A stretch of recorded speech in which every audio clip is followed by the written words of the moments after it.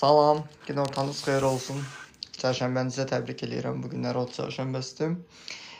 Dedim sizlərlə bu günlərə canlı efir başladım. Nənəri gün axşamüstü canlı efir açmışdım. Çaşıb sizə də axşamınız xeyir deyəcəkdim. O qədərmiş axşam vaxtı açmışıq ki, efiri. Gündüz vaxtda açırdıq əvvəllər sadəcə. İndi bu günlərdə yoğunlaşdıra bildim. Vaxt uyğun oldu deyənəm. Alındı. Bizə buyurub bütün psixoloji suallarınızı verə bilərsiniz. Siz narahat edən, sizin beyninizi qurcalayan hansı suallarınız varsa, nələr varsa. Onları konkret müşahidə edə bilərik, müzakirə edə bilərik. Bir nəfəs hərdən o qədər danışıram, bir nəfəs nəfəsə qalıram bəzən. Ona görə səssiz yollayır salam. Salam, xoş gəlmisiniz. Necəsiz? Yaxşıyam, ümid edirəm siz də yaxşı olasınız. Çərşənbənizə təbrik edirəm. Belə, konkret olaraq müzakirə etmək istədiyim bir mövzu var. Əsasdakı insanların məqsədləri niyə görə olmalıdır və məqsədsiz insan həyatı necə yaşayarla bağlı bir mövzu müzakirə etmək istəyirəm. Bilmirəm, indi siz konkret olaraq o haqqda nə təcrübələriniz, nə bilikləriniz var, nə düşünürsünüz o haqqda. Ancaq ki, sizlərlə də fikirlərimi bölüşmək mənə də xoş gələr. Təcrübələri, fikirləri bölüşdürərək, həm də baxarıq görək insanlar o haqqda nə düşünürlər. Belə, deyir, yaxşı olmağa çalışırıq və daim yaxşı olasınız. Yaxşı olmağa çalışırsansa demək bir irəliləyiş var, nəticə görəcəksiniz, narahat olmayın. Hər bir istənilən halda, belə deyək, sən bir enerji sərf edirsənsə, onun qarşılığını illa ki alırsan. O deyir, gecə tezdə olsa illa ki onu alırıq. İnşallah. Salam, xoş gəlmisiniz. Gün, ay. Yox, ay günü. Sizə bir sual verə bilərəm. Buyurun, verə bilərsiniz. Biz konkret olaraq sizə mövzumuz haqqında məlumat verdim. Mövzu haqqında danışım ki, bir insanın məqsədləri niyə görə olmalıdır və məqsədi olmasa, məqsədsiz insan həyatını necə yaşayar? Ümumiyyətlə, məqsədlər bizim bir yerdə, hər birimizin ən az bir xəyalı arzusu var. Bir yerdə bizim məqsədlərimiz var. O məqsədlər bizim kim olduğumuzu göstərir. O deyir, insan deyir, ağzından çıxan kəlmələrdən ibarətdir. Yəni, hər insan öz danışığında gizlidir. Və sənin özün məqsədlərin nədirsə, xəyalların nədirsə, demək bir yerdə sən də, yəni onun özüsən. Adam var ki, 17-18 yaş var, cavan uşaqdır, cavan oğlan uşaqdır. Deyirsən ki, böyüyəndə nə olmaq istəyirsən, ən böyük arzun nədir? Deyir ki, bir dənə 07 alıb qabağını qaldırmaq istəyirəm. Və baxırsan ki, arzusu o olanın gələcəyi də bir yerdə zaten sağlam deyil və yəni, istənilən halda həm də gənc uşağın özünün arzusu məhduddur. Və təbii ki də bu bir yerdə onun o arzuya düşməyinin səbəbi də onun yaşadıqlarının hər hansısa bir çərçivə içərisindən qaynaqlana bilər. Amma digər tərəfdən də bir şey də var ki, sənin özün arzuların, zaten bir şey arzulayırsansa, zaten o şey sənin özündə var. Yəni, toxum olaraq var. Sadəcə sən o toxumu sadəcə başlayırsan düzəltməyə. Kimisində olur gec düzəlir, kimisində olur tez düzəlir və bu baxımdan da belə deyək də, sən sadəcə olaraq istəklər və həyatı keçirtmək üçün bir enerjisini sərf eləməlisən. Demək, deyir, niyə çox sevib və sonunda dəyərsiz oluruq? Çünki sizin sevginiz, siz özünüzə dəyər versəydiniz, sizə dəyərsiz hiss etdirməzdilər. Əgər sən özünə dəyər verirsinsə, sənin qarşına da sənə dəyər verən bir insan gəlir. Deyir, mən sizə sual vermək istəyirəm, amma mövzu uyğun deyil. Mövzudan kənar da suallar verə bilərsən. Mən sadəcə mövzunu da müzakirə edəcəm. Sizin suallarınızı cavablayacağım. Belə, yəni verə bilərsiniz.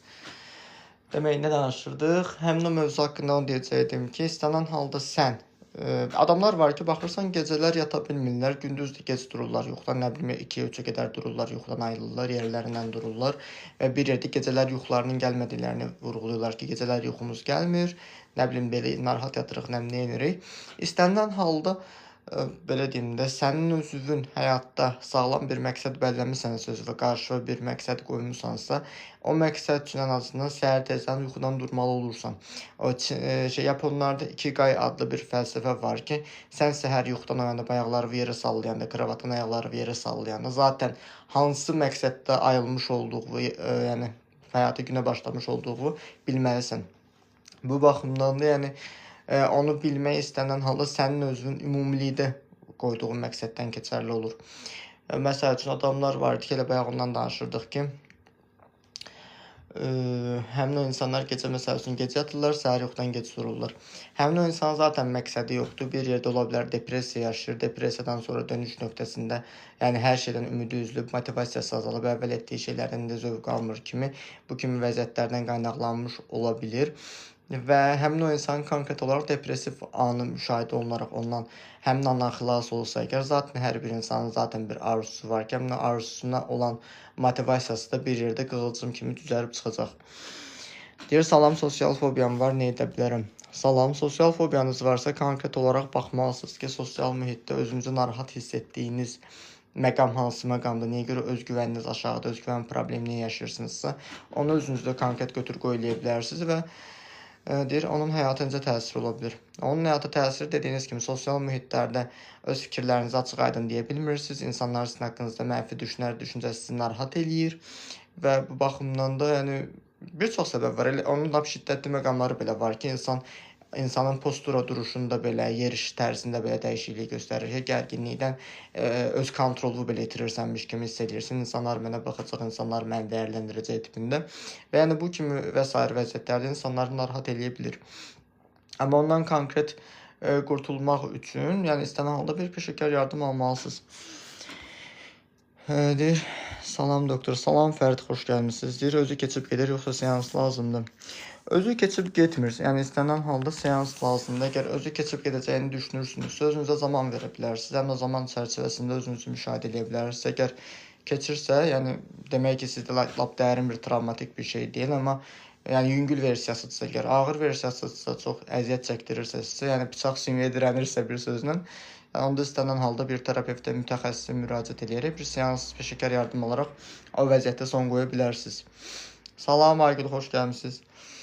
Deyir, tamam, onda bir insan var, məndən əl çəkmir, bilmirəm bundan necə qurtulum. Bir insan səndən əl çəkmir, ona necə qurtulum? Baxmalısan ki, həmin o insanın səndən əl çəkməməyi sənə xoş gəlirmi? Bir yerdə sənin özünü sənə dəyərli hiss etdirirmi? Çünki istənilən halda o qədər insan var, deyirlər, hamı ölür mənim dərdimdən, hamısı mənim düşür dalımca, nə edir, hamı mənə nə bilim nə edir. Bir yerdə ondan sıxılmış kimi göstərsə özünü belə, bir yerdə də ona xoş gəlir. Özünü dəyərli hiss etdirir çünki o vəziyyət ona. Bu baxımdan sizdəki konkret vəziyyət necədir bilmirəm. Ona görə özünüzə sualları verə bilərsiniz ki, yəni konkret o vəziyyət sənə xoş gəlirmi, maraq doğururmu, sizi dəyərli hiss etdirirmi kimi məqamlarla yanaşsaz, əslində başa düşəcəksiniz. Deyir, mən özümü real deyilmiş kimi hiss edirəm. Hər şeyi yuxuda elə bilirəm. Bunu yaradan səbəblər nədir? Hər şey real deyilmiş kimi hiss etmək əslində reallığı qəbullanmamağındır. Bir yerdə ya reallıqda yaşadığın duyğuları, hadisələri qəbullana bilmirsən, ya da ki, özünü qəbullana bilmirsən, öz varlığını, öz şəxsiyyətini qəbullana bilmirsən ki, bir yerdə reallıqdan qopmalar yaşayırsınız. İstənilən halda ona çox səbəblər çıxır ki, ümumi onun termini adı dissosiativ pozuntudur. Amma dissosiativ pozuntu var, depersonalizasiya var, derealizasiya var, dissosiativ amneziya var ki, yəni bu kimi məqamlarda həmin o budaq-budaq dəyişdirilə bilər, dəyişə bilər. O baxımdan sizdəki konkret hansı məqamdırsa onu müşahidə etməlisiniz və onun həmin o səbəbləri müşahidə edəndən sonra sizi nə qədər narahat edirsə, nə dərəcədə sizə komfortunuzu daha doğrusu yaşam keyfiyyətinizi pozursa, yəni onun qarşısında ala bilərsiniz. Deyir, diqqət dağınıqlığı səbəb olur. Sosial fobiyanın özü zaten diqqət dağınıqlığı yaradır. Çünki sən sosial fobiya yaşayırsansa, sosial mühitdə əgər sən insanlar məni dəyərləndirəcək, insanlar məni pis görəcək deyə düşüncələr yaşayırsansa, həmin o insanların içərisində insanlarla lap sən dava belə eləsən, onların sənin dedikləri heç bir şey sənin yadında qalmır. Çünki həmin an insanın beyni, reptil beyni döyüş qaçış modunu aktivləşdirir və həmin o döyüş qaçış modu aktivləşəndən sonra isə sən həmin o vəziyyətdən sadəcə xaric olmaq üçün həmin o məqamları axtarırsan, çıxış yolları axtarırsan və sənin beynin ancaq çıxış yolu axtarmağa fokuslanır. Bu baxımdan da şey olmur, belə deyək də, diqqət dağınıqlığının yaranmağının səbəbi olur ki, sənin beynin panik içərisində olur. Deyir, xoş gördük.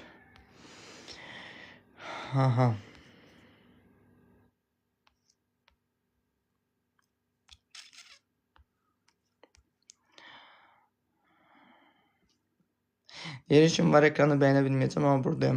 Tamam. Deyir, səhər gözümü açan kimi mənfi fikirlər gəlir, nə etmək olar? Səhər gözünüzü açan kimi mənfi fikirlər gəlirsə, nə kimi fikirlər gəlir?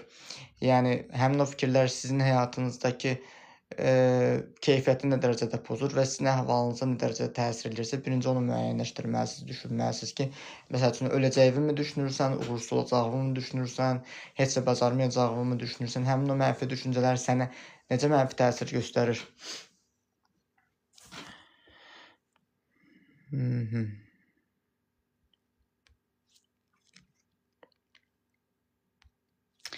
Deyir, seans edirsiniz. Bəli, seans edirəm.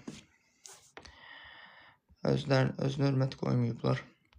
Problem deyil, istənilən halda başa düşsək ki, hər bir insan canlı efirdə qarşısındakı mütəxəssis öz ağrılarını yazır. Yəni, ona görə də narahat olmağa dəyməz.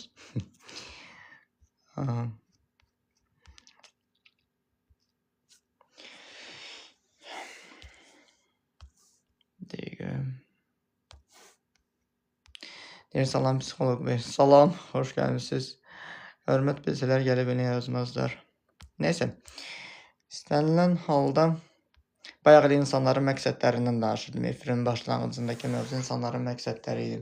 İnsanın da məqsədi yoxdur. Məqsədsiz insan zaten boş bir insan olduğuna görə istəyir nəinki mən, istəyir nəinki şeydən, sosial media, telefon arxasında, klaviatur arxasında digər insanların da həyatlarını zəhərləməyə çalışırlar, provokasiya yaratmağa çalışırlar ki, bunlar bizim qohumlarımız da ola bilər, valideynlərimiz də ola bilər, tanış ətraf dostlarımız, tanışlarımız da ola bilər ki, bir yerdə həm də provokasiyanı yaradırlar və öz məqsədsizliklərini bildirirlər. O deyir, kimsə dayanmadan deyir, səndən çox danışırsa, hər hansı ancaq mövzusu deyirsənsə, demək özündən danışacaq bir mövzusu yoxdur. İnsanın öz həyatı yoxdur ki, o qədər çox olub ki, konkret buradan girir, məsəl üçün mənə söyüş yazır. Onu mən blok atıram, başqa bir fake səhifəsindən girir, yəni içində qalan, yəni axtırmağa tökməyə çalışır ki, baxırsan ki, adam konkret boşdur və adamın zaten probleminin mənlə bağlı olmadığını zaten bilirsən ki, yəni istənilən halda bunun özləri valideynləri tərəflərindən susdurulublar və nifrət hissi ilə böyüdülüblər.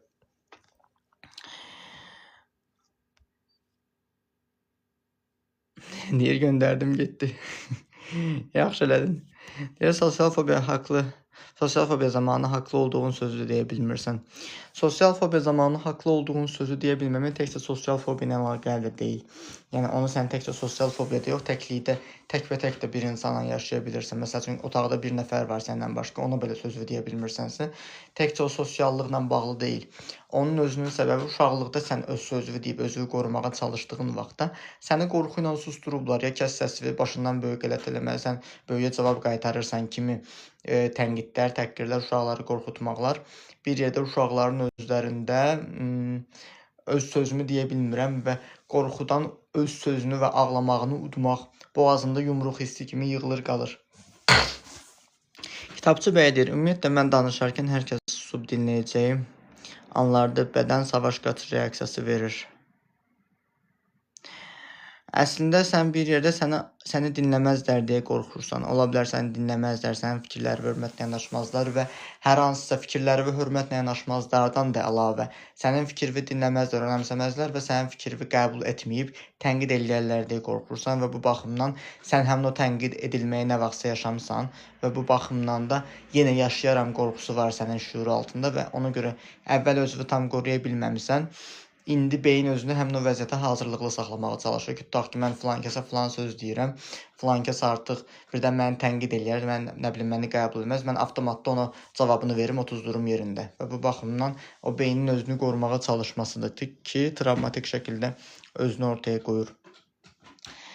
Nə qədər çəkir sosial fobiyanın seansı? Sosial fobiyanın seansı 5 seans çəkir, 5-6 seans çəkir və təbii ki, istənilən halda istəyir sosial fobiya olmasın. Sosial fobiyadan əlavə problemin dərinliyi var. Sənin problemin nə dərəcədə dərin hiss etdirir, sənə nə dərəcədə dərin ağrı verirsə və sən özünü nə dərəcədə sağalmaq istəyirsənsə, yəni sən özünü nə dərəcədə tez sağalmaq istəyirsənsə, bir o qədər sənə belə deyim də tez təsir edə bilər.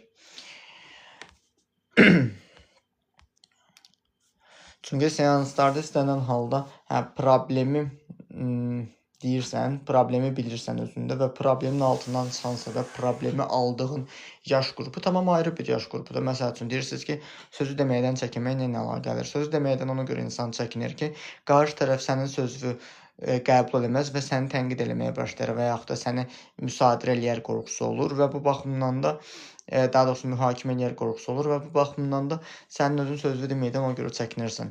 Və sən ilk dəfə sən öz sözlü dediyin vaxtda səni kim mühakimə eləyib, sənin üstünə kim qışqırıbsa, onun bir şüur altında yaş qrupu var. Yəni sən o travmanı ilkin bir yaşadığın bir an var ki, tutaq ki, sən 6 yaşında ilk dəfə sənin üstünə qışqırıblar. Sən 6 yaşına qədər öz sözlü deməyi bacarırdın və öz sözlü deməkdən qorxmurdun ta ki, sənin üstünə qışqırılana qədər. Və sənin üstünə qışqırılana qədər ki, həmin andakı yaşa qayıdaraq, həmin o travmatik duyğu səndən dəyişdirilib, duyğu səndən təmizlənəndən sonra, sağalandan sonra artıq öz sözünü deməyi bacarmağın pis bir şey olmadığını anlayırsan. Yəni əsasən də uşaqlar sözlərin düzünü deyirlər və böyüklər də bəzən özgüvənsiz olduqlarından dolayı uşaqlardan sözün düzünü eşidəndə eşitməyə qəbullanmırlar, başlayırlar qıcıqlanmağa və uşaqları susturmağa çalışırlar. Ya qorxudaraq, ya qışqıraraq hər hansı bir travma verəcəkləri bir şəkildə. Və bu baxımdan da sizin özünüzdə bilmirəm, konkret oyla bağlı nə yaşamısınız. İstənilən halda, yəni ona bənzər bir hal təxmin edirəm ki, yaşamısınız. Ona görə də öz sözünüzü deməkdən qorxursunuz. Belə. Və öz sözünü deməkdən qorxan insanlar, öz sözlərini, öz duyğularını içlərinə atan insanlar, həmin o duyğular insanın boğazına yığılır. Və insanın boğazına yığıldığı anda kimisində olur o vəziyyət daha da dərinləşir və zob xəstəliyinə çevrilir. Kimisində olur, nə bilim, farenqitə çevrilir. Tez-tez angina, boğaz gəlmələr yaranır ki, bir yerdə o da onun həmin o vəziyyətinə əlaqəli. Demək, bizdə bir seans olmuşdu. Həmin o seansda xanımın boğazı ağrıyırdı, boğazında angina var idi. Düzdür, çox şiddətli deyildi, amma onu çox narahat edirdi. Özü deyirdi ki, nə soyuq içməmişəm, nə bayıra çıxmamışam, ancaq deyir, evdə olmuşam, deyir, bu məndə deyir, yaranıb. Konkret olaraq xanımın biz etiraf eləyə bilmədiyi və öz içində boğduğu bir duyğusunu çıxardıb işləyəndən sonra xanımın boğaz ağrısı tamamilə aradan qalxdı, keçdi. İstənilən halda bizim bədənimiz bizlə ağrı dili ilə danışır. Yəni deyirlər həmişə diş ağrıyanda, məsələn, sənin bu dişin ağrıyırsa, bütün ağız ətrafı dişlərin hamısı başlayır ağrımağa. Və sənin başında, şüur altında hər hansısa bir səni narahat edən fikir, duyğu varsa, o sənin bədəninə də yansıyır. Bədəninə ağrı olaraq yansıyır. Kimisində olur ürək ağrısı, kimisində olur, nə bilim, kürək ağrısı, hərəsində fərqli-fərqli ağrılar olaraq ortaya çıxa bilir.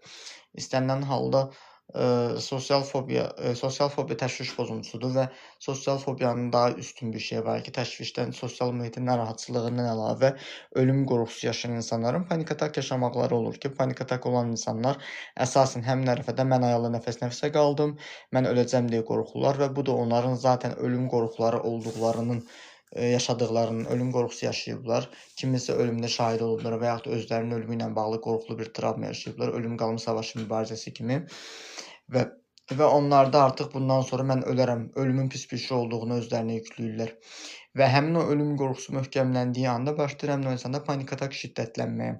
Çünki ölüm nə ilə assosiasiya olunur? Nəfəsin kəsilməyinə və panik atakı olan insanlar da bir yerdə nəfəs-nəfəsə qalırlar, nəfəsləri kəsilir və əslində o da bir yerdə aşağı-yuxarı hipnoza bənzər bir andır ki, sən beynində baş verən qorxunun real olduğunu düşünərək onu simptom olaraq başlayırsan özündə əks etdirməyə.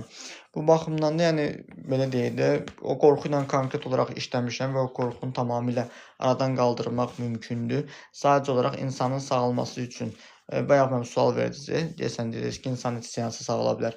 Neçə seansa sağalmaqdan da əlavə insanın özünün tamamilə sağalmasının səbəbi insan öz problemini birincisi dərk eləməlidir. Problemi onun bugünkü gündə hansı şəraitdə narahat elədiyini anlamalıdır. Məsəl üçün, sosial fobiyada, sosial mühitdə narahat olursan, öz sözünü bildirməkdən narahat olursan, fikir və rahatlığını ifadə edə bilmirsən, özgüvən problemi yaşayırsan və konkret olaraq sən gözləyəcəyin nəticə də o olur ki, mən sosial fobiyadan qurtulum, özgüvən problemi yaşamayım, öz fikirlərimi rahatçılıqla etiraf edə bilim və sənin istədiyin nəticə olduğuna görə sən istədiyin nəticəni əldə etməkdə motivasiyan bir o qədər yüksək olduğuna görə terapevtlə pasiyentin arasında istənilən halda bir çox mütəxəssislərlə pasiyentlərin arasında elədir və elə də olmalıdır ki, 50-50 enerji bölüşməyi var. Yəni 50% zaten sənə terapevt sənin ona ödəyəcəyi məbləğ qarşılığında, maddi qarşılığında zaten onu yerinə yetirir. Amma sənin özün də onu bir yerdə sağalmağı istəməyindir. və həmin terapevtin sənə göstərdiyi instruksiya, yollara əməl eləməyindir ki, ona güvənə biləcəksənsə, o yola əməl edəcəksənsə, istədiyin nəticəni görə bilirsən. Adam var, gəlir deyir ki, məni deyir sağalt. Deyirəm, nədən sağalmaq istəyirsən? Deyir ki, mənim sağalmaq istədiyim mövzu, özümü deyir narahat hiss edirəm, heç kim məni sevmir. İstəyirəm hamı məni sevsin. Estağfurullah, sən niyə hamı sevməlidir, mən niyə hamı sevməlidir? Başa düşmürlər, qəbullanmırlar. Və bir digər tərəfdən də bir şey də var ki, həmin o insanlar sağalmağı sadəcə fokus möcüzə gözləyirlər ki, nə bilim, bunlar nə bilim bir anlıq nə bilim, bunlara bir dənə şıp eləyim, bunlar sağalsınlar. Yəni o şey olmur. Bu baxımdan da yəni onu elə düşünən insanlar istənilən halda nəticə görmürlər, görə də bilmirlər. Yəni elə insanlarla konkret mən də işləməyə imtina edirəm. İstənilən halda bəzən sual verirlər ki, pasientlərlə siz konsultasiyanı nə məqsəddə keçirdirsiniz? Əsasən məqsəd olur ki, pasientin psixoloji durumu analiz edilir. Pasientlə terapevt arasında tanışlıq edilir. Yəni ən azı mən kimlə işləyəcəyimi bilirəm, öyrənirəm.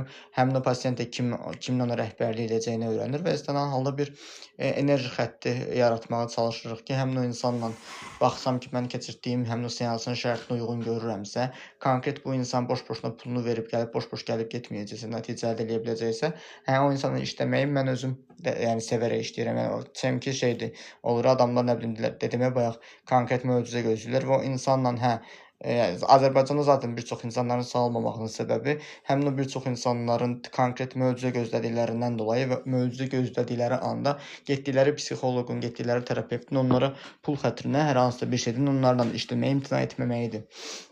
Və bu baxımdan da yəni onlar da istədikləri nəticəni görmürlər. Yəni şiş dayanır, kebab dayanır. Bu baxımdan da yəni mən də tövsiyə görmürəm o şeyin vəziyyətin yaranmasını ki, konkret mənim özümün də pasiyentə nəticə verməyim. Əlbəttə mənə də çox xoş gəlir ki, işimin uğurudur və nəticə verə bilməyəcəyim, daha doğrusu nəticə verəcəyim, amma nəticəni özündə tətbiq edə bilməyən bir insanla işləmək, yəni istənilən halda vaxt itkisindən başqa bir şey deyil. Salam doktor, necəsiz? Salam Humay, xoş gəlmisiniz. Yaxşıyam, siz necəsiz? Elə bu baxımdan da sənin özünün sağalmaqda da olan, sağalmağa getdiyin yolda da bir məqsədin olmalıdır. Belə efrin elə başlanğıcı məqsəddir.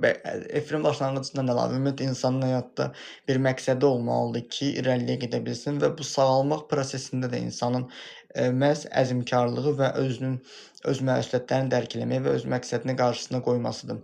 Yəni sağalmağın özü belə terapevtə müraciət eləməyin özü belə sənin məqsədindir. Orada məqsədin olur ki, mən sağalmaq istəyirəm. Yəni məqsədsiz insan zaten yeyir, içir, yatır, durur, yəni telefona baxır, nə bilim dostları ilə oturur, durur, amma nə üçün yaşadığını bilmir və bir yerdə özü də özünü aldatdığını görür, ruhu da onun bədənini qarşı şey eləyir, yanlış bir duyğu göstərir. Çünki insan konkret özünü aldadır, özünə xəyanət eləyir, özünü sevmir, bir yerdə özünə doğru investisiya, gələcəyinə doğru investisiya xərcləmir və baxırsan ki, həmin o insan həyatını yəni tüfeyli bir şəkildə yaşayır.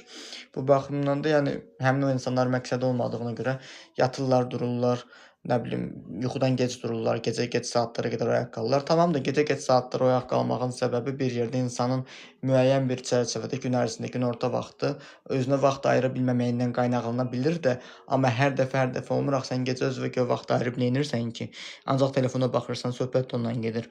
Və telefona baxmaq da gecə əslində telefona da ona görə baxırsan ki, gecə özündən baş-başa qala bilmirsən, gecə duyğuların səni boğur, amma konkret sən telefona baxaraq da duyğularını bastırırsan. Səni boğan duyğu nədirsə, onu konkret müşahidə eləmirsən.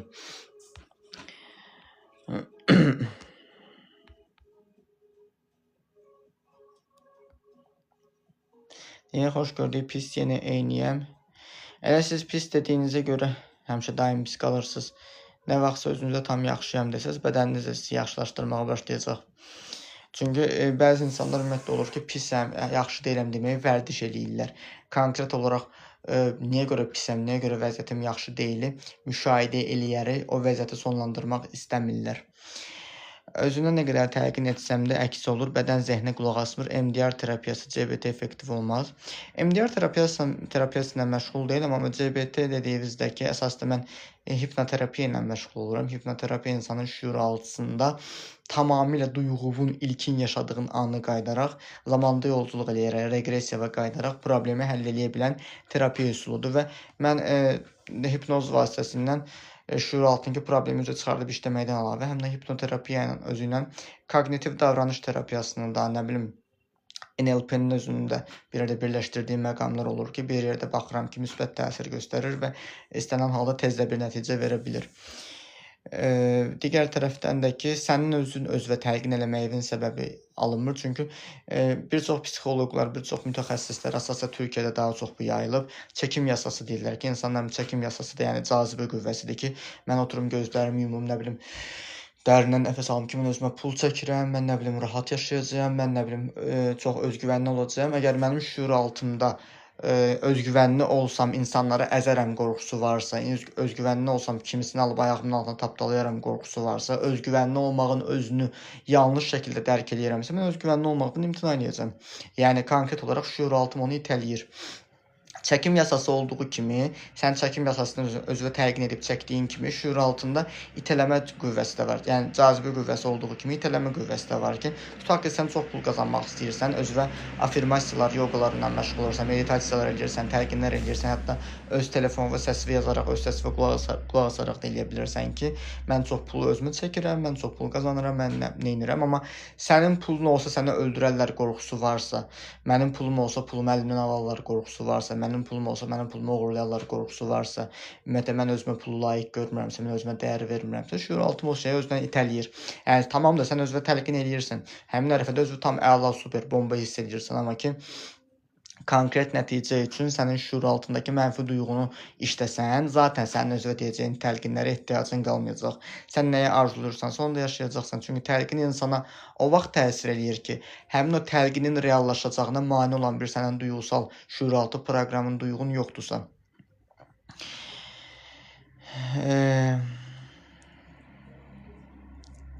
Yo, verdiz deyil. Sevmirəm elə şeyləri. Yəni nə bilim, o da sizin öz həyatınız, öz qərarınız. Deyir doktor, bir insanın deyir pis olduğunu bilib yazırsın, o səni acılayır, günah kimdədir? Günah səndədir də, yəni sən pis olduğunu bilə-bilə niyə yazırsan ki? Yəni çox üzr istəyirəm də başdan xarabsınız, mən təhqir eləmək üçün demirəm. Onu eləmək üçün demək bir yerdə mənim özümdə bir problem olmalıdır ki, mən niyə görə anormal şəkildə duyğunu yaşamaq istəyirəm?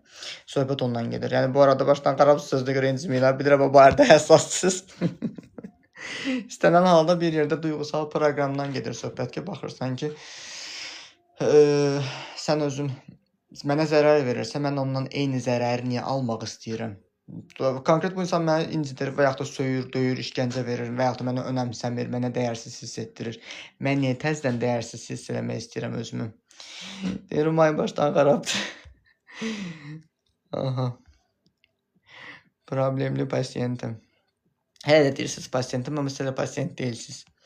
Siz sadəcə hələ ki danışansınız. Belə. Aha. Mesaj gəldi mənə şeydən ki, o çərşənbəniz mübarək. Telefonun bildirimləri verməyə təbrik eləyir. Keçən səfər biri var, deyir ki, telefonların deyir, bildirimləri deyir, bizim qohumlarımız da yaxşıdır, deyir. Qohumlarımız deyir, heç kim təbrik eləmir, deyir, telefon deyir, mənə təbrik eləyir. Adam dərin depressiya yaşayırdı, insanlar tərəfindən yalnızlıq yaşayırdı. Mən də ölmüşdüm, gülməkdən gedirəm. Telefon zaten hər kəsə göndərirdi onu. Deyək, belə yaxşıdır da, pasiyent olub əsəbləşdirmirəm sizi. Valla mən əsəbləşdirmir heç kim və əsəbləşdirsə də mən konkret o insanla işləməyi imtina edirəm. Məni əsəbləşdirdiyim məqam o anlar olur ki, baxıram ki, mənim göstərdiyim yola riayət eləmir, konkret olaraq öz ağrısı ilə zövq alır, öz ağrısını yaşamaq istəyir. Çünki olmuşdu elə bir şey ki, mən danışmışdım onu efirdə, sən danışmışdım efirdə, mənim onda siz buradaydınız yoxsa, konkret bir oğlan var idi ki, əsəb problemi var, çox ciddi şəkildə nevrotik bir pozuntusu var idi və həmin o nevrotik pozuntusu sonunda əsəbi vaxtı özündən çıxıb ətrafa və özünə zərər verəcək şəkildə özünü göstərirdi və baxırdım ki, və özündən soruşdum ki, sən sağalmaq üçün harasa müraciət eləmsən? Deyir, hə, bilirəm, bu uşaqlıq travmasıdır. Uşaqlıq travmasını danışdı, uşaqlıq travmasından qaynaqlanıb deyib məndə bu. Əsas da idmanda deyir, zədə almışam falan filan. Dedim ki, bəs sən bunu harasa müraciət eləmsən? Deyir ki, dərman deyir, içirəm. İçdiyi dərmanlarda antidepressantlar idi ki, əsəbini sakitləşdirəcək bir dərman idi. Hətta oğlanın travması o qədər dərin idi ki, bir dərman var, adı yadımdan çıxıb, onun 1/4-ni sən içirsən və o 1/4-ni içən insan belə 3 gün yatır. 3 gün o insanı yatızdırır və konkret bu oğlanı yatızdırmırdı.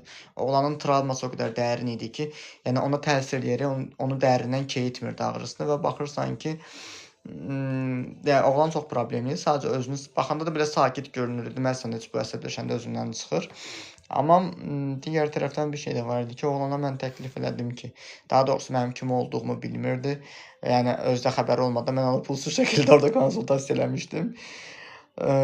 Demək, oğlana sual verdim ki, sən sağalmaq istəyirsən və dedi ki, bu ömürlük gedəcək məndə. Deyirəm, sən onu özün elə düşünürsən, yoxsa şeydir, sənə hansısa konkret olaraq hansısa bir həkim deyib, dedi ki, yox, özüm deyir, elə düşünürəm və həkim də deyir, bir dəfə deyib mənə ki, nə bilim, heç vaxt deyir, ömürlük gedir bu problemlər, ancaq dərmandan asılı yaşamalısan. Konkret mən buna heç bir şey demədim, çünki bir yerdə mən belə əsəbləşdim, getdim, belə vurdum, yıxdım, dağıtdım, hamı məndən qorxur dedi və mən onun orada bir neçə dənə travmasını gördüm. Birincisi, həm özünü yanlış anlaşılmağı qəbul ola bilmir. İnsanlar onu doğru başa düşməyəndə əsəbləşir.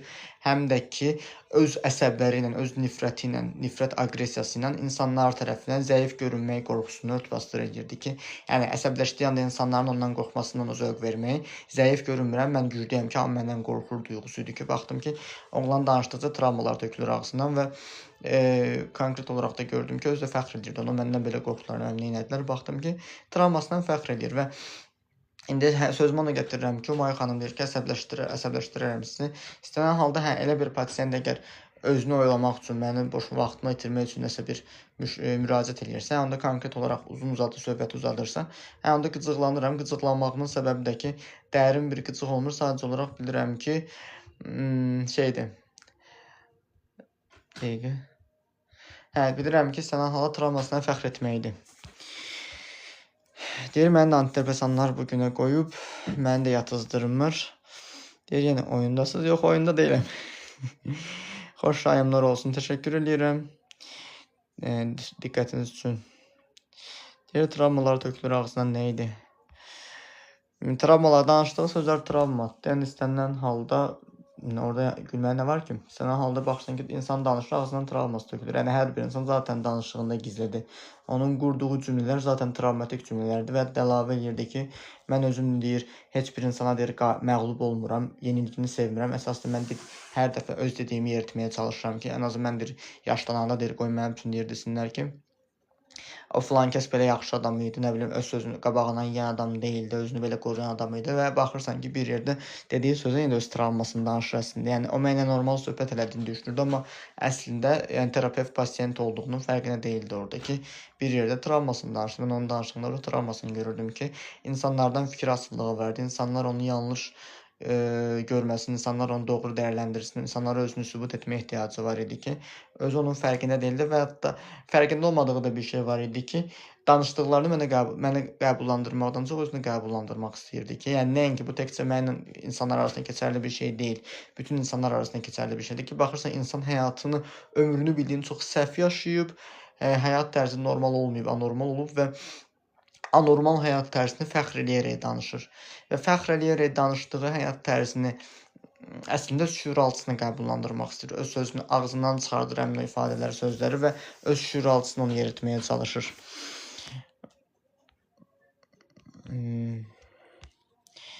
Deyir, gülmə, Umay.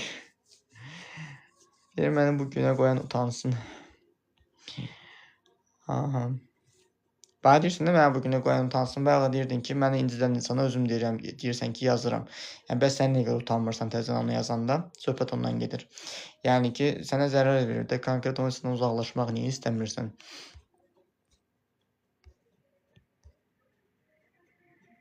Məsəl üçün, sənin kimi insanlar heç vaxt mənə ölümdən qorxduğunu inandıra bilməz.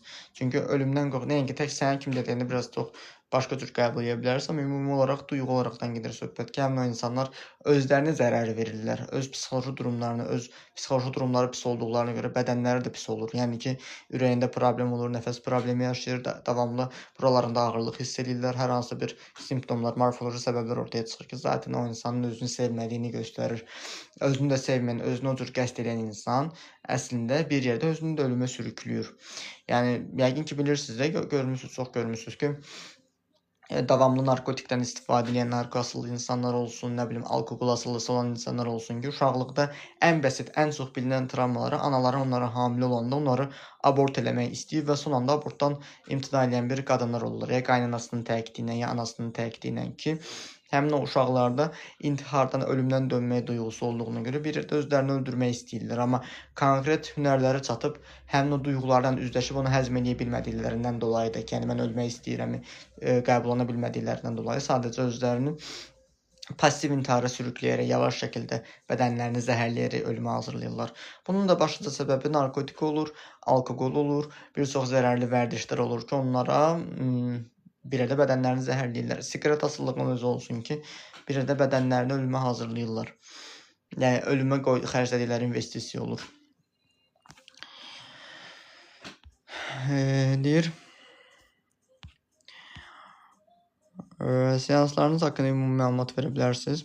Seanslar haqqında ümumi məlumat onu verə bilərəm ki, seanslar əslində həftədə bir dəfə və 2 dəfə keçirilmə aralığı ilə keçirilir. Seanslar hipnoz vasitəsilə keçirilir ki, hipnozun 140-dan çox növü var və məhz mən özüm 2-3 hipnoz növündən, seanslara, terapiya növündən istifadə edirəm, terapevtik hipnozdan istifadə edirəm və həmin o hipnoz vaxtı heç bir insan yatmır, tamamilə oyaq qalırsınız, ayıq qalırsınız və əksinə öz ağrılarınızı daha dərindən müşahidə edə bilirsiniz. Yəni şüurunuz 200-300% məhsuldarlığını artırır. Məsəl üçün sənə desəm ki, bu dəqiqə otur düşün ki, sənin bədənindən çox haran ağrıyır. Onu ən azı oturub düşünmək üçün dərinə nəfəs almalısan, öz bədənə fokuslanmalısan ki, bədənində parasimpatik sinir sistemi aktivləşsin ki, tam dərinə özünə fokuslanasan deyə. Və təbii ki də həmin ərəfədə sən yatmırsan, tamam ayıq olursan, eşidirsən mənim səsimi, öz ruhunu duya bilirsən, öz ağrılarını görə bilirsən. Bütün bədən ağrıların başlayır oyanmağa və o ağrıların altında yatan səbəblər, duyğular ortaya çıxır ki, həmin ərəfədə biz o duyğuları işləyirik seans aralığında və seanslara əsasən mən vaxt qoymuram, vaxt qoymağı çox da sevmirəm. Yəni bilmirəm irəlidə qoyaram, qoymaram, amma hələ ki qoymuram. Yəni istənilən halda keçən səfər mənim bir seansım var idi ki, saat 8-də başlamışdıq, gecə saat 2-nin yarısı qurtardıq, düzdür. Həmin o xanım göbələk içmişdi, göbələk içdiyinə görə də normal seansa girmişdik biz əslində, trip seansı deyildi. Hər seans harasa başladı, saat 11-də gözlərini açdı və gözlərini açana davamlı seansı davam etdirirdi də, əslində göbələk qəbul eləmiş psixodelik seansında etdiyinə. Yəni istənilən halda mən terapevt olaraq siz neçə saat, yəni nə qədər şeyə gedə bilirsinizsə, dərinliyə nə bilirsinizsə, o dərinliyə qədər görürsən ki, mən sizin probleminiz həll olunur. Mən orada sizə bələdçilik eləyirəm. Yəni istənilən halda seanslardan verdiyim nəticəyə konkret olaraq qaranti verə bilirəm. Çünki qaranti verməyimin səbəbi həm öz təcrübələrimdən irəli gəlir və həmin o seans sırasında bəzi məqamlar var ki, o məqamları işləyəndən sonra, o rahatçılığa həmin o pasiyent çatandan sonra konkret olaraq bilirəm ki, bu insanın duyğuları sağalıb. Məsəl üçün, mən YouTube səhifəsində bir video paylaşmışdım. TikTok səhifəsində də paylaşmışam o videonu. Xanımın uşaqlığında atası tərəfindən təcavüzə uğradığı ilə bağlı bir travması var idi. Biz onun travmasını düz bir seansa sağaltdıq. Amma normalda bir seansa heç bir problemi sağaldacağımın qarantisini vermirəm. Çünki verib özümü gülünc vəziyyətə salmaq istəmirəm. Çünki bir seans heç bir problemi sağalmır. Amma konkret xanımın problemi çox dərin deyildi və konkret xanım birbaşa o duyğunu buraxmaq istəyirdi. İndi olanda olur. Bir seansa nəticə görə bilir. Amma həmin anda nəticə görməyə də bilir. Yəni 3 seans ola bilər, 5 seans ola bilər. Yəni bu bütün problemlər üçün keçərli deyil. Yəni bir seansa sağalmaq şeyi gülünc səslənir, absurd səslənir və xanımın da biri yazmışdı ki, kommentariyada ki, bir seans necə sağala bilər ki, axı o. Yəni konkret olaraq onun məlumatı olmadığına görə özümə heç sübut etmə ehtiyacı da duymadım. Çünki konkret səbəbi bilirəm ki, həmin o insan şüuraltısında, həmin o tutaq ki, səni uşaqlıqda təcavüz ediblər, sən onun ağrısını yaşayırsan və sən qayıdıb şüur altında mental olaraq onu bitirirsənsə, sənin günahın olmadığını qəbullanırsansa, özünə olan iyrəncliyi buraxırsansa, atava olan nifrəti buraxırsansa, konkret olaraq zaten onun problemi aradan qalxır, keçir, gedir. Yəni seanslarda alınan nəticə istənilən halda 1 ay ola bilər, 6 ay otura bilər, 3 ay otura bilər, 1 gün otura bilər ki, hər bədənin bioloji ritmi, ruhu individual olduğuna görə hər kəsdə fərqli nəticə görünə bilər, yerinə otura bilər. və adam da var ki, 1 ilə qədər çəkir onun transformasiyası və həmin o vaxt ərzində transformasiyasını qısa çəksin deyə bilirsiniz nə etmək olur? Sən seansdan aldığın nəticəni həyatıma tətbiq eləməlisən. Tutaq ki, mən pul problemindən sağalmışam. Bu vaxta qədər mən anaata şokunu yaşamışamsa və mən getmişəm ki, mənim əlimə pul gəlmir. Mən gedim özümü pul problemindən sağaldım və mən özümü pul problemindən sağaldıram. Niyə görə mənə pul gəlmir? Mən gedib pul qazanmaq üçün hər hansısa bir işə başlamalıyam. Hər hansısa bir çaba, zəhmət çəkməliyəm ki, ən azı öz seansda aldığım nəticəmin bəhrəsini görə bilim. Yəni seansda aldığı nəticəni də bir yerdə həyatıma tətbiq eləməlisən. Və sənin özün problemin psixoloji olduğunu düşünürsənsə, uşaqlığından gəldiyini düşünürsənsə ki, zaten elədir. Elə adam var ki, konkret olaraq konsultasiya eləmişdik. Adam türk idi. Konsultasiya elədim onunla. Demək problemi var idi. Problemini danışdı. Deyirəm ki, sən problemin uşaqlığından gəldiyini düşünürsən. Deyir ki, yox deyir, mənim uşaqlığımda deyir, problem olduğunu düşünmürəm. O mənim problemim bu gündür. Amma anlamır ki, yəni uşaqlıqdan zaten travma alırsan, o deyir, bunun səsi hələ sonra çıxacaq. Sənin uşaqlıqda aldığın problem zaten böyüklük vaxtında özünü göstərir, qəbullanmırsa, zaten mən də onunla işləməkdən imtina elədim. Çünki zaten mən ona nəticə versəm də nə görəcək ki? Hə, mən danışa bilərəm, mənim zaten keçirdiyim konsultasiya belə bir yerdə psixoloq seansına bərabər bir şeydir. Dediyiniz həmin kognitiv terapiyaya bərabər bir şeydir ki, istənilən halda həmin o insan anlaşıldığını hiss edir, rahatlaşır. Yəni konkret mən oturub bir sutka ilə sənə söhbət eləyə bilərəm, səni rahatlaşdıra bilərəm, öz ruhumdan enerji verə bilərəm sənə. Amma ki, həmin o enerji səndə tam oturmayacaq bədənə. Yəni o sənin bədənə oturması üçün bayaq danışdığım çəkim yasası ilə itələmə qüvvəsi. Sənin çəkim yasası səndə varsa, itələmə qüvvəsi səndə yoxdursa, yəni həmin o mənfi duyğun varsa, sən zaten onu itələyəcəksən özündən. O baxımdan yəni seanslar hər kəsdə individual olur və təbii ki, asan proses deyil. Mən özüm də keçmişəm o yolu və nəticə gördüyüm yol olub ki, mən də bunu özümə peşə olaraq seçmişəm və həmin o insanların özləri belə bir yerdə, belə deyək də, nəticələri öz həyatlarına tətbiq eləməlidirlər, bayaq da danışdığım kimi. Və mənim özüm də yoldan keçəndən sonra, özüm öz nəticəmi əldə edəndən sonra ki, təbii ki, bu peşəyə qədər, bu terapiya ilə sağalana qədər çox danışıq terapiyalarına getmişəm, çox yazı terapiyası eləmişəm, meditasiya eləmişəm, yoga ilə məşğul olmuşam ki, hə, dediyiniz kimi deyirsə, özümü təlqin edirəm. Özümə çox təlqinlər eləmişəm ki, rahatlamışam, çox super hiss eləmişəm, əla, bomba vəziyyət super olub. Maksimum vur öldür, 1 ay çəkib o rahatçılığım və ondan sonra da ki, dərin duyğusal bir çöküş yaşadım. Çünki baxdım ki, mənim özümdə o şey tam dərindən dəyişmir. Sadəcə mən o təlqinləri özüm şüurla idarə edirəm. Axı bizim şüurla idarə etməmiz həmişə olmur. Təsəvvür elə sən şüurla hər şeyi idarə eləsən, adam havalanar. Bir düşündə bir onu. Təsəvvür elə ki, sən dünən yediyin sənin yadından çıxmır, bütün yediklərin hamısı sənin yadındadır və bütün informasiyalar sənin eyni anda qalxıb göyə və sən əlbəttə havalanarsan, dəli olarsan. Və ona görə insanın şüuru ilə hər şeyi idarə edə bilmədiyinə görə şuuraltıdakı insanı avtomatik idarə eləyir. Yəni bizim şuuraltımız 6 milyard prosesi yerinə yetirir. Yəni hüceyrələrimiz bölünür, yenilənməyə başlayır, saçımız, dırnağımız uzanır, nə bilim, nəfəs alış-verişimizi belə idarə edirik ki, biz yatanda biz öz şuurumuz sönür və bizim şuuraltımız nəfəs alış-verişimizi idarə edir və bu ərəfədə də ki, yəni şuuraltı zaten bədənin ali mənə və güclü. Biz düşünürük ki, özümüzü idarə edirik, amma biz özümüzü idarə eləmirik. Yəni bizi idarə edən bizim öz şuuraltımızdır. Yəni tutaq ki, mən özümü bu dəqiqə idarə edirəm. Nə danışdığımı bilirəm. Bilirəm efirdə hansı mövzular danışmaq olar, hansı mövzular danışmaq olmaz. Mənim şuurlu idarəmdir və bundan sonrakı mövzularımı idarə edə bilirəm və yaxud da əllərimi qaldıra bilirəm, sağa sola baxa bilirəm və yaxud da nə bilim belə eləyə bilirəm. Yəni 7-8 dənə prosesi yerinə yetirə bilirəm, amma şuuraltımda avtomatik elə bir proses başlaya bilər ki, mən avtomatik cümləni dəyişə bilərəm, mövzunu dəyişə bilərəm ki, bəlkə də mənim bundan sonrakı mövzuma avtomatik şuuraltım hazırlayıb, heç mənim özüm də xəbərim yoxdur ki, avtomatik bir anda ağlıma gələcək ki, ayda belə bir şey var, bunu da qoy sizə deyim və zaten o bir yerdən insan şuuraltısını idarə etməsidir. Və hə, sualınızı çox geniş açdım. Düşünürəm sizə geniş, daha çox məlumatlı cavab verə bildim, məlumat ötürə bildim sizə və seanslar haqqında əsas məlumatlar bunlardır. Hər seans insanın özünə balta vurmağı və yenidən özünü inşa etməsidir. Çünki istənilən halda bütün sorğu keçirdiyim, seans etdiyim insanların arasında hər kəsdə bu baş verir. Seansdan sonra sən iki şəxsiyyət yaranırsan, ikili şəxsiyyət yaranır səndə. İkili şəxsiyyətin yaranmağının səbəbi inteqrasiya mərhələsidir ki, keçmiş mənlə indiki mən başlayır dava eləməyə və sən həmin o iki şəxsiyyəti üçüncü şəxsiyyət kimi onları qıraqdan müşahidə edirsən. Yəni keçmişsən, tutaq ki, depressiyada olan sənsən, yeni sən sağalmışsənsən və bir yerdə ikisindən birini öldürüb seçməlisən. Amma hər adam o ölümü hünər eləyə bilmir, cəsarət eləyə bilmir ki, mən özümü necə öldürüm. Keçmiş başlayır səni manipulyasiya eləməyə ki, mən səninlə bu yaşa qədər yol gəlmişəm, sən məni öldürmək istəyirsən və orada da artıq istənilən halda terapevt məsuliyyət daşımır. Terapevt sənə həmin o sənin öz dərinliyi və o deyir çox dərinə getmə boğularsan. Boğulacağın dərinlikdə səni üzməyə öyrədir. Həmin o dərinliklə səni üzləşdirir və həmin o dərinlikdə artıq seçimi sən özün edirsən.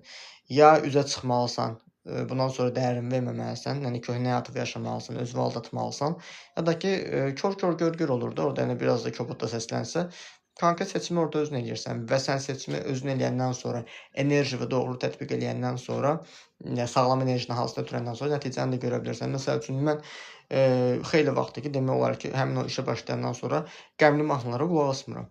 Yəni həmin o qəmli mahnıları buraxdığım ərəfədə depressiv, hətta mən bir çox müğənnilərdən belə imtina eləmişəm o şeyə görə. Qəmli mahnıları buraxdığım anda bir həftə dərin bir depressiya yaşadım. Çünki hər dəfə narahat olanda gedirdim də mahnıya qulaq asırdım, amma anlamırdım ki, o mahnı məni daha da dibə sürükləyir. O mahnı nə bilim mənim daha da travmamı dərinləşdirir.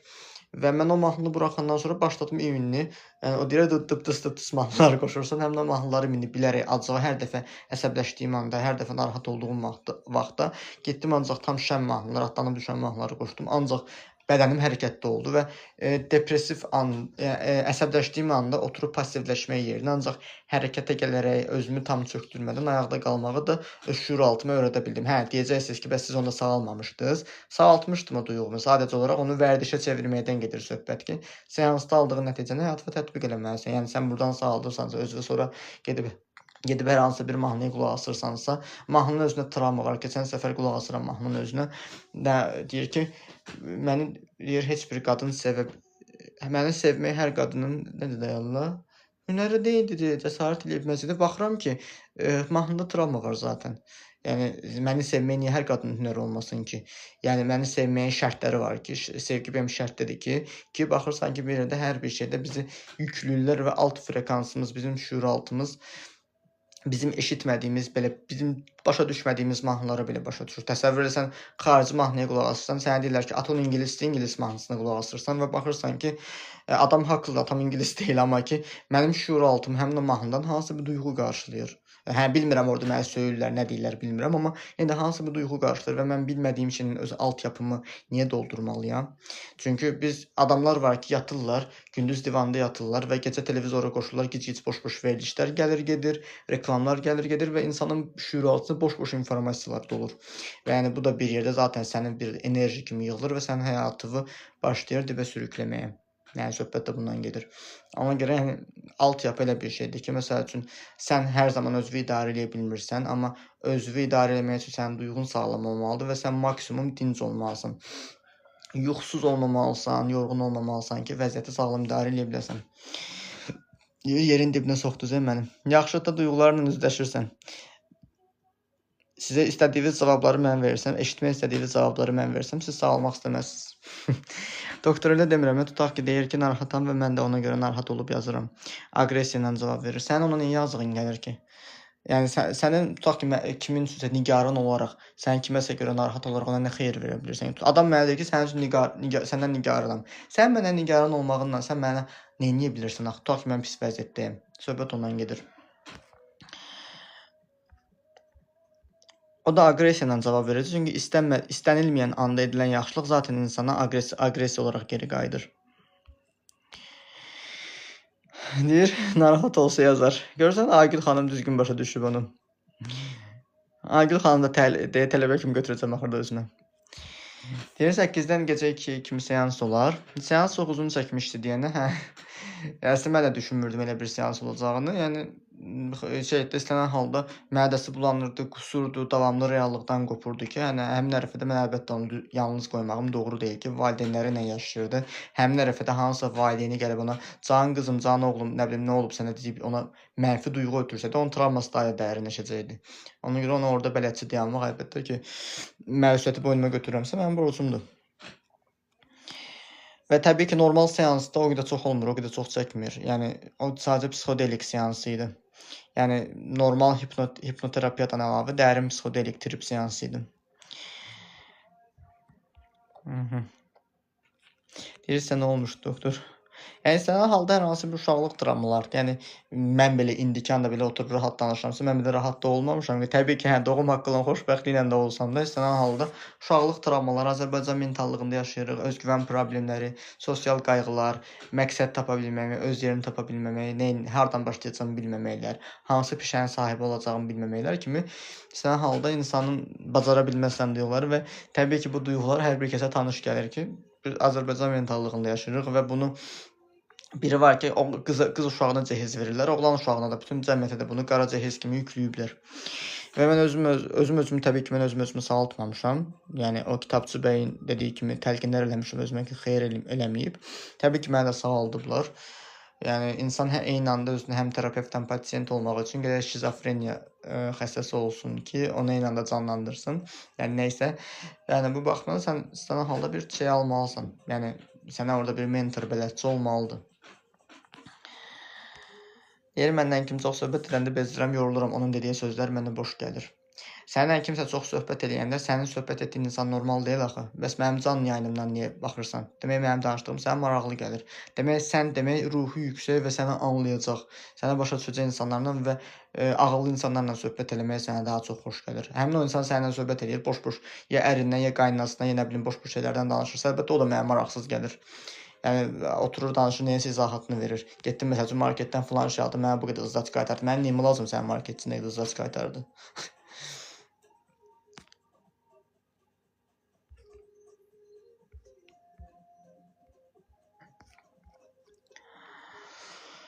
Deyir, Allah kəssin xasiyyətimi eləyim də. O xasiyyət deyil, o travmadır. Ətrafımızda heç bir insanın xarakteri yoxdur. Hər bir insanın xarakteri onun dərinində gizlidir. Soğan qabığı kimidir. Yəni soğan qabıqları, soğanın pərdələri sənin travmalarındır və sən soğanın qabıqlarını bir-bir soyduqca soğanın yaşlı özəyinə çatırsan və soğanın o yaşlı özəyi sənin öz xarakterin, özlüyün ordadır.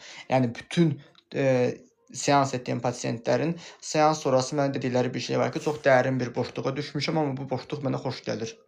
Deyir, boşluğa düşmüşəm, amma boşluq mənə deyir, xoş gəlir. Yəni sözün özündə belə bir şey var ki, yəni mən bir yerə qədər ağrı ilə yaşamışam, travma ilə yaşamışam və o travmanı özümə doğmalaşdırmışam və mənim əzbərim pozuldu seansda və mən özüm tikanı çıxardandan sonra tikanın yeri boş gəlir və boş qalır və tikan sağalmağa doğru gedir. Söhbət budur və baxırsan ki, həmin o insanın özü sağalmağa doğru gedir və sağaldığını vərdiş etməlidir. Sağaldığını tam dərindən anlamalıdır ki, o nəticəndə tam özünə oturda bilsin. Baxırsan ki, xoşbəxt o qədər insan bədbəxt olub ki, xoşbəxtlik hissi ona xoş gəlsə belə yad gəlir. Amma o yadlığı da bir yerdən sonra aradan qalxır, gedir. Yəni ki, şey deyil.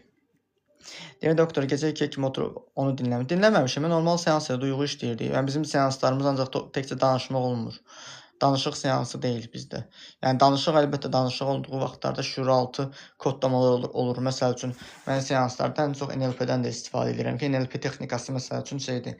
Həmin o sənin nifrət etdiyin bir insana gözünü bağlayırsan, stolu boz otaq olur, boz otağa salırsın onu, stolu otuzdurursan, əllərini, ayaqlarını bağlayırsan, ona sənə nə yaşadıbsa, tutaq ki, o stola bağladığın sənin atan da ola bilər, anan da ola bilər, onu stola bağlayırsan və onu ürəyindən gələn hər bir sözü deyirsən, onu lap istəyirsən vurursan, lap istəyirsən söyürsən, nə bilim, nə istəyirsən deyirsən və öz içivin nifrətini çıxartmaq üçün. Amma tutaq ki, sən öz içivin nifrətini çıxartdın, bəzi insanlar onunla yekunlaşa bilir ki, hə, mənim buna qarşı nifrətim keçdi. Amma bəzi insanlar da sual verir ki, bəs anam, atam bəs mənə bunu niyə eləmişdi?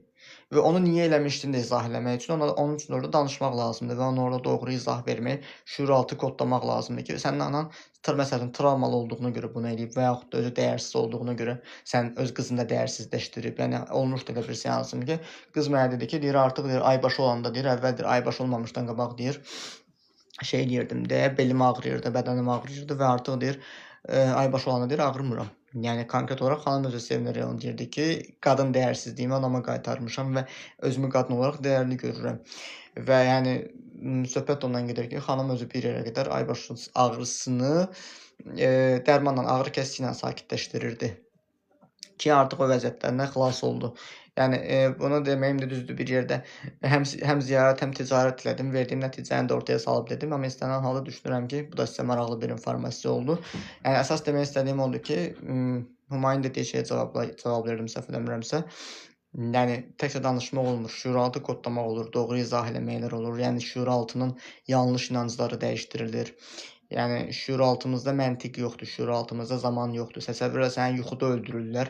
Sən gördüyün yuxu zaten sənin şuuraltının qurduğu ssenaridir, ruhunun səyahətidir ki, səni yuxuda öldürürlər və sən ayılırsan yuxudan ki, ayla məni öldürürlər, deyirsən, ay da nə yaxşı yuxu idi, deyirsən, qəşş eləyib rahatlaşırsan və söhbət ondan gedir ki, insan reallıqla mentallığı ayıra bilmir.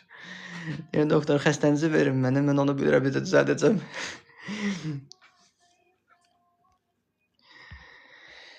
Belə.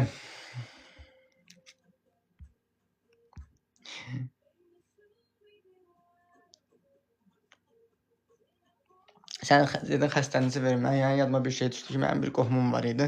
Tanış qohumumdur. Deyir mənə ki, canlı efirdə danışanda deyir, biraz insanların problemlərini üzə şak deyirsən. Deyir, insanlarla deyir, biraz mülayim, biraz incə deyir, danış. Baxıram özünə ki, deyirəm ki, həm düz adam danışır. Yox, düz danışır, amma səhv adam danışır da. Yəni istənilən halda terapevt yaltaq deyil birincisi ki, insanlara eşitmək istədikləri şeyləri desin. İkincisi də ki, zaten həmin o insanın canlı efir qarşısında və ya canlı efiri qoydum bir qırağa, yəni pasient qarşısında nə reaksiya verəcəyini bilirəm və mənə də o baxımdan həmişə gülməli gəlir. Amma o qədər sizin indi öyrətmək lazımdır, sizin özünüzdə sağalmalısınız. İstəyirsənsə təlim öyrətmir. Deyir, bəli, düzdür, sevmirəm. O insan gəlir, çox insanın sözünü danışır, mən də bezirəm. İstəmirəm kimsə arxasında söz danışım.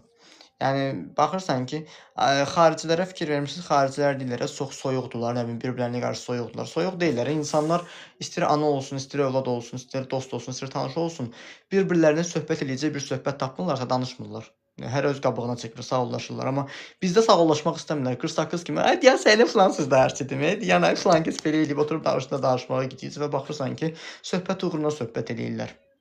Və əlbəttə bir yerdə o söhbətin də deyir, çox para deyir, haramsız, çox laf yalansız olmaz. Yəni bir yerdə qeybət olur. Deyirsiniz Bakıda olursunuz. Bakıda idim, hal-hazırda qayıtmışam. Bakıda deyiləm. Deyir, stressdən sonra özümü boşluqda hiss edirəm, özümü heç yerə aid hiss edə bilmirəm. Stressdən sonra əslində sizi qıcıqlandıran insan varsa, sizi stressləndirən bir şey varsa, siz özünüzü o yerdə doğru ifadə edə bilmirsiniz. Yəni özünüzü ora aid hiss etmirsiniz. Ruhunuz inkar edir. Və bu baxımdan da sən əslində, yəni buravın hiss etdiyi yerə aidsən. Əgər sən özünü heç yerə aid hiss etmirsinsə, demək sən bir yerdə özünü tam anlamamısan, tanımamısan, özünü tam dərindən kəşf eləməlisən. Səni nə xoşbəxt edir, sən özünü harda rahat hiss edirsənsə, onu anlamaq üçün. Və bu baxımdan da onu görməyə və mane olan proqramlardan, duyğulardan sağalmalısan. Yəni sənin ruhun aydınlıqdırsa, yolların da işıqlı olacaq. Bu baxımdan da ruhun qaranlıq tərəfini aydınlatmalısan və yaxud da qaranlıq tərəfini də qaranlıq olaraq qəbullanıb, aydınlıq tərəfini də aydınlıq kimi qəbullanaraq doğru, belə deyim də, sabit bir sistem qurmalısan. Bu vəziyyətdən çıxmaq istəyirəm. Əgər vəziyyətdən çıxmaq istəyirsinizsə, yəni kömək edə bilərəm sizə. Sizə əgər ciddi narahat eləyirsə, yəni istəyirsə müraciət edə bilərsiniz. Konsultasiya keçirə bilərik sizlə. Baxaq görək sizi daha çox stressləndirən nədir. Deyir. Ice öpücüyü qoyub, amma niyə? Neysə. Yəqin ki, pis niyyət yoxdur, xoş niyyət var. Pis düşünməyək. Fazil deyir, donduz. İndi eşitmirsiniz belə. İnternet getdi, bilmədim nə dediniz, istəyirsinizsə dediniz. Hə, dedim, istəyirsənsə sənin tələbəm ola bilərsən, sən öyrədə bilərəm bu işi. Onu deyirdim. İnternet indi yaxşıdır. Düz 58 dəqiqədə efirdəyik. O 2 dəqiqədə olsun, bağlayaq canını. 2 dəqiqəni yaxşı dəyərləndirin. Aha.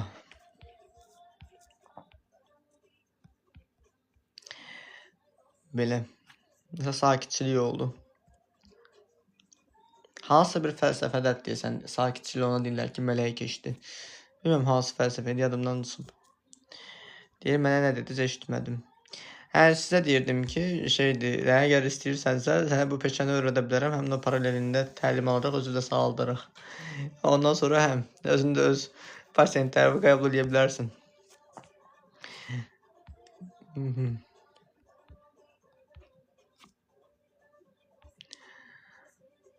Aha. Aha, belə nəsə müşahidə etmək istədiyiniz bir şey var? Suallarınız var? Əsas efirimizin əsas mövzusu insanların məqsədləri idi. Yəni istənilən halda hansı mövzu olursa olsun efirdə mövzu olaraq, sessiya olaraq keçirdiyim. Yəni istənilən halda bir də kökü məqsəd teatr. Deyir, yox, çox sağ olun. Aha. Ona görə insanlar məqsədlərini tam doğru bilməlidirlər. Ki, səni nə xoşbəxt eləyir, sən əslində özün kim olmaq istəyirsən, nədən başlamaq istəyirsən, hardan başlamaq istəyirsən. O baxımdan da belə. Keçən səfər bir pasiyentimə deyirəm ki, pasiyentimin də həvəsi var. O şey deyirəm ki, bu peşəni öyrənə bilərsin. Deyir ki, ayda peşəni öyrənən kimi canlı açacam. Deyir, yox, deyir, mən qorxuram. Deyirəm ki, sən o saat canlı açıb video paylaşmırsan ki, birinci. Sən o canlı açıb video paylaşanda ki, qorxularından insanlar sənə mənfi bir söz deyirsə, qorxursan, sən əlbəttə birinci o duyğulardan sağalmalısan ki, səni heç bir şey narahat eləməsin. Elə bir də birdən-birə şey deyəcəkdi, atılacaq savaş meydanına. Aha, belə. Neysə, efiri sonlandıraq. Görürəm suallarınız da tükənib. Ola bilər ki, suallarınız aydınlandı. Siz də ruhunuzu dincəltdiniz deyə ümid edirəm. Mən də ruhumu dincəltdim. Mənə də xoş gəlir sizin suallarınızı cavablamaq. Efirimiz maraqlı keçdi. Təşəkkür edirəm hər birinizə. O çərşənbəniz təbrik edirəm. Sizi kim qıcıqlandırırsa, onların da çərşənbəsini təbrik eləyin. Deyin ki, sizin də öz qəlbinizin, içinizin otları yandırıb yaxacaq. Təbii ki, bu bir zarafat idi. Neysə. Hələlik.